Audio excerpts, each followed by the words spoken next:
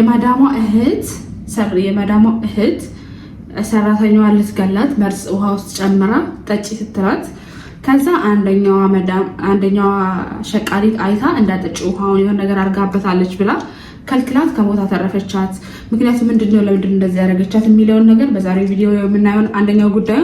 ሁለተኛው ነገር ደግሞ ቲክቶክ ላይ ያየሁት ቪዲዮ ነው እና የሆነ ልጅ አሁን ብርድ ነው ታውቃላችሁ፣ ሳውዲ ውስጥ በጣም ብርድ ነው፣ በጣም ነው የሚበርደው ታውቃላችሁ። በሙቀት ደግሞ ጫማ አያስለብስም፣ ካልሲ አያስለብስም ታውቃላችሁ። እና ልጅቷ መጣች፣ በሙቀት ሰዓት ነበር የመጣችው ይመስለኛል። መታ በእግሯ ነበረ ቤት ውስጥ ስትሄድ ስትሰራ የነበረው። አሁን ላይ ደግሞ ብርድ ገብቷልና ማዳሜን መጠየቅ ጫማ ልልበስ ብዬ መጠየቅ ፈራው ትላለች። ሃይ ጋይ ሰላም፣ እንዴት ናችሁ? ደህና ናችሁ? አለሁላችሁ። አልሐምዱሊላህ ደህና ነኝ። እናንተ እንዴት ናችሁ? እኔ ደህና ነኝ አልሐምዱሊላህ። በዛሬው ቪዲዮ እንግዲህ መጀመሪያ ላይ እንደነገርኳችሁ ሁለቱን ነገሮች እናያለን። ለዚህ ዩቲዩብ ቻናል አዲስ የሆናችሁ ላይክ፣ ሼር፣ ሰብስክራይብ ማድረግ እንዳይረሳ። ነባር ቤተሰቦች ደግሞ ቪዲዮ ላይክ አድርጉ፣ ሀሳባችሁን ደግሞ ኮሜንት ያሳውቁኝ። እንግዲህ ከዋናው ስቱዲዮ ከማዳም ኩሽና ሜሪቲውን እና ወዶቼ፣ ማሮቼ፣ ፍቅሮቼ፣ ሸቃሊቶቼ እንዴት ናችሁልኝ? ደህና ናችሁ? እኔ ደህና ነኝ አልሐምዱሊላህ።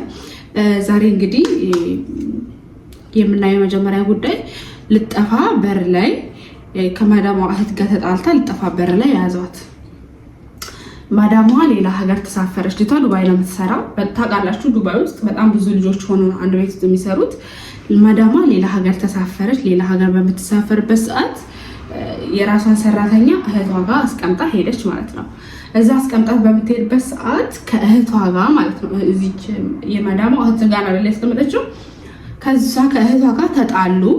ከዛ በጣም ነበር የተጣሉትና ልጅቷ ልጠፋ አሰበች። ልጠፋ በምታስብበት ሰዓት ታውቃላችሁ ደግሞ አሁን ላይ በጣም ሁሉም ቦታ ነው ካሜራ የሚገጥሙት እና ካሜራ ገጥመዋል። ልጅቷን ተጣልተው ስለነበረ እየተከታተሏትም ነበረ። ያዟት ማለት ነው፣ በር ላይ ያዟት። ከዛ በኋላ ልጅቷ መጥፋት በምታስብበት ሰዓት ልብሷን በፊት መጀመሪያ ስትመጣ ላይ አካባቢ በጣም ብዙ ልብስ ሰጥተዋት ነበረ፣ ቦርሳ ምናምን ገዝተውላት ነበርና ከዛ ክፍሏ ውስጥ ገብታ ሻንጣዋንም አንስታ ልብሷን እንዳለ ቀዳዳ፣ አዳዲስ ልብሷን ማለት ነው የገዙላትን ራሳቸው የገዙላትን ልብስ ቀዳዳ።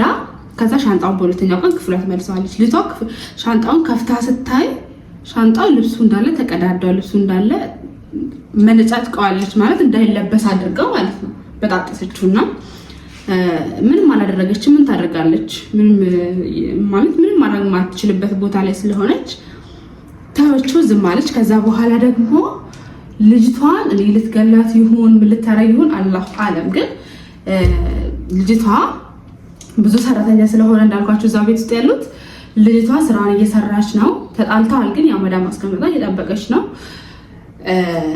ልጅቷ ስራውን እየሰራች ባለበት ሁኔታ ውሃ ውስጥ የሆነ ነገር ጨምራ ጠጪ አለቻት። ልትገላት ነው መሰለኝ። ሌላ ምን ታረጋታለች? ልትገላት አስባ ውሃ ውስጥ መርዝ ጨምርና ቁጭ ታረግና ጠጪ ትላታለች። ከዛ በኋላ ሌላኛው የመዳም ቅም ደግሞ አይታ ያንን ውሃ እንዳትጨጪ እሷ ጋር ሄድሽ አለቻት እና ከሞት አላህ አተረፋት ማለት ነው።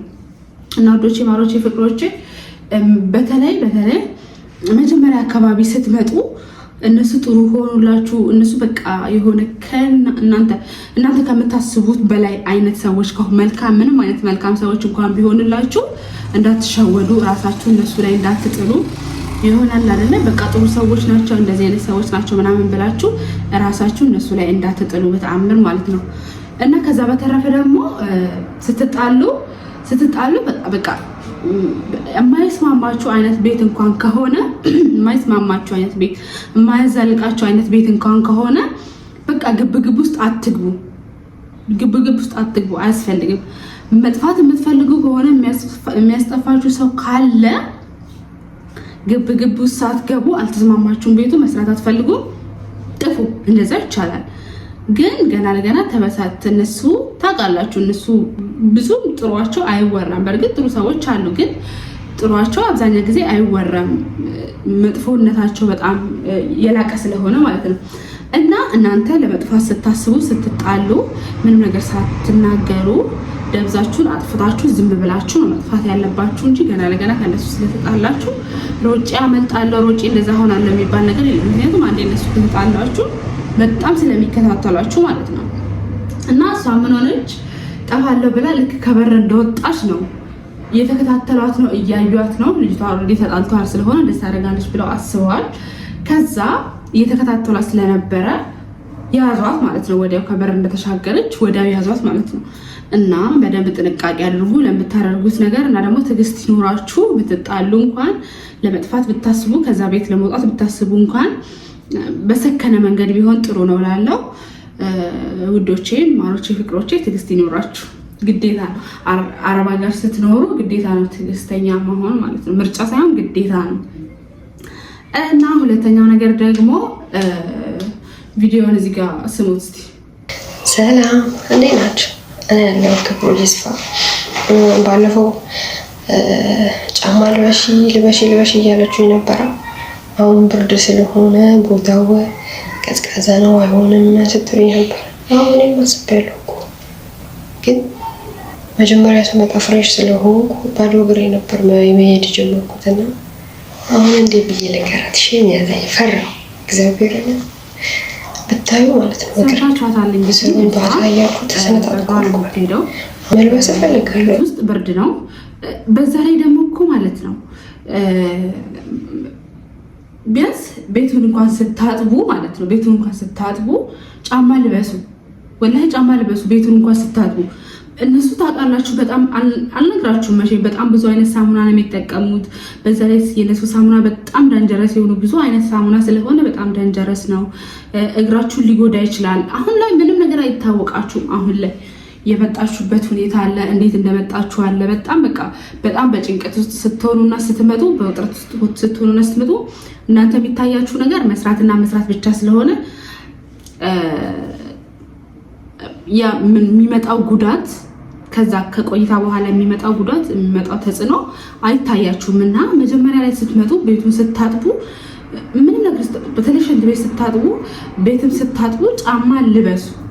ወላሂ ጫማ ልበሱ ግዴታ ነው። ቢያንስ አጥባችሁ እስክጨርሱ እንኳን ልበሱ። እነሱ ቤት ውስጥ እንኳን ቢከለክሉ ጫማ አጥባችሁ እስክጨርሱ በጣም ኃይለኛ ነው። በተለይ ይሄ እንደዚህ የሚሳበው ሳሙና በጣም ኃይለኛ ነው። ወላሂ እግራችሁ በጣም ነው የሚበጣጥሰው። እና መጀመሪያ ስትመጡ ሙቀትም ቢሆን ጫማ ልበሱ።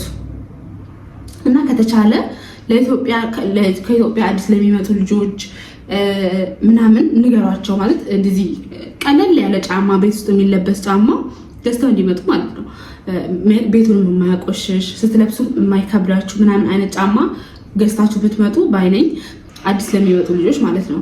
አዲስ ያልመጡ ልጆች ደግሞ ቤቱን ስታጸዱ አትሊስት ቤት ውስጥ እንኳን ከተከለከላችሁ በሙቀት ሰዓት የማትለብሱ ከሆነ እንትን አርጉ። ቤቱን ስታጥቡ ሳሙና እግራችሁ እንዳይነካችሁ። ወላሂ ምናምን ብላችሁ አይታወቃችሁም። አሁን ላይ ልበሱ ጫማ ማለት ነው። ከዛ በመቀጠል ደግሞ ጫማ እንኳን ቢከለከል ካልሲ አለ፣ ልክ እንደ አይነት ጫማ አይነት ማለት ነው። አዛን እና ወዶች አዛን አልቃል እና ቤት ውስጥ ራሱ ማለት ነው ጫማ ቢከለከል እንኳን ካልሲ አይከለክሉ። መቼም ካልሲ ልበሱ፣ ወፍራም ካልሲ አለ። ሙቀትም ቢሆን ከጤናችሁ የሚበልጥ ነገር የለም። ይሙቅ ችግር የለውም። አንዳንድ ጊዜ ታወልቁና አንዳንድ ጊዜ ትለብሳላችሁ፣ አንዳንድ ጊዜ ታወልቁና አንዳንድ ጊዜ ትለብሳላችሁ። እና ካልሲ ልበሱ። ጫማ ከተከለከለ ካልሲ ልበሱ። ካልሲ አይከለከልም። እና ከምንም ነገር በላይ ማለት ነው ወላሂ ነው የምላችሁ ቅድሚያ ለራሳችሁ ስጡ። በኋላ ብትታመሙ አንድ ቀን እና እነሱ ጋር ስራ ሳይሰራ አንድ ቀን ታማችሁ ብታድሩ አንድ ቀን እናንተ እዛ ቤት ውስጥ ማሳደር አይፈልጉም። እነሱ እናንተን አውጥተው ሌላ ሰው ነው ማምጣት የሚፈልጉት። እና ምንም ነገር ቢሆን ስራውን ትሰራላችሁ፣ ስራው ይደርሳል። መጀመሪያ ከምንም ነገር በላይ ቅድሚያ ለጤናችሁ ስጡ ማለት ነው። ወላሂ ቅድሚያ ለጤናችሁ ስጡ። በደንብ ራሳችሁን በደንብ ቴኬር አድርጉ። ከሌላው ነገር እንኳን ባታረጉ ውሃ በደንብ ጠጡ፣ ምግብ በደንብ ብሉ፣ ጫማ ልበሱ፣ ስታጸዱ የእጅ ጓንት ልበሱ፣ የአፍ ማክስ ልበሱ ስታጸዱ ማለት ነው። እና ከዛ በተረፈ አላህ ነው የሚጠብቀን። የሚከብዳችሁ ነገር አታንሱ። እና ወዶቼ፣ ማሮቼ፣ ፍቅሮቼ መጠየቅ ፈራው ብላችሁ እንደዚች ልጅ ራሳችሁን ለአደጋ እንዳታጋልጡ ማለት ነው። ራሳችሁን በደንብ ጠብቁ። ወዳችኋለሁ። በሌላ ቪዲዮ እስክንገናኝ ባይ